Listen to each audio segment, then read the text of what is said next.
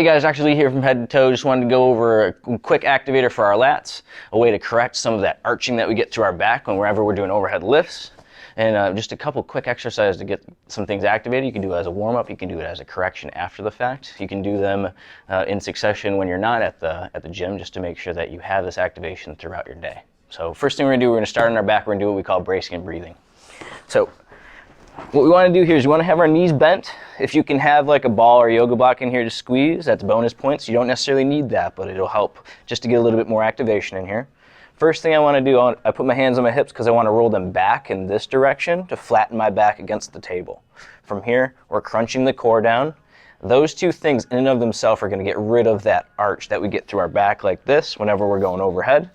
So keeping our back nice and flat, crunching the core, tucking the pelvis. What I want to do in here is take a big breath into this rib cage here, expanding my ribs and keeping them open even when I'm breathing out. So to do this a couple goes in a row, big breath in, I breathe out maybe 10% here, and then full breath in again. I'm maintaining this brace the entire time, maintaining this tuck the entire time. The big thing that I'm doing here is creating pressure in this intra-abdominal region here. I can feel my ribs separating from one another. I feel my back decompressing. In general, I try to get 10 breaths in a row here and then break. You can do this for up to 5-10 minutes in a row. You can start out with like a couple breaths. It's likely going to be pretty difficult for you in here, but obviously if you need any help troubleshooting that, you can contact us.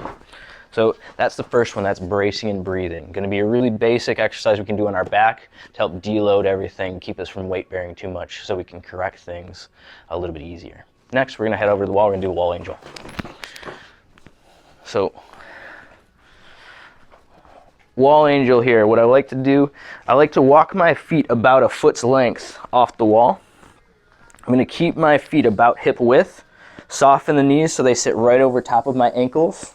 And then from here, we're going to start to activate things. So the same thing that we started with the bracing and breathing, that tuck of the pelvis, rolling it back, flattening my back against the wall. I'm going to crunch my core down the same way that I just did doing the bracing and breathing. From here, we're going to pull the chest up, flattening our back against the wall a little bit more. From here, I feel just a big activation in between my shoulder blades. I want to bend my elbows to about 90 degrees, pull them forward off the wall, and continue to pull my chest up, trying to flatten my upper back and keeping my low back flush against the wall here. Nice and flat. Good. Way that we can expand that is if we were to grab two broomsticks, two dowels, we could press down and really activate those lats even more by pushing down while we lift up with our chest. You don't necessarily need that, but if you wanted that, it's going to help you to feel things a little bit more. To add some overhead movement with this, we're going to do the wall angel again. So same setup. Feet about hip width, stepped a foot off the wall, tucking the pelvis, crunching the core, pulling the chest up. We're going to take our arms and we're going to add in basically like a Simba type movement where we're reaching up overhead, pulling back down. So the main thing here, we're keeping our back flat while we reach up and over. That's going to keep our rib cage locked in, not allow it to do basically like one of these types of things where we lose all that continuity and then we'll start to arch through our back. So using that wall as feedback is going to be key for you with this one. Last movement we're going to go through is what we call a quad pad. So we're going to be on the mat for this. So I like to start on all fours here. So what we're going to do, it's going to be a lot easier if you've got a mirror or somebody to help you here.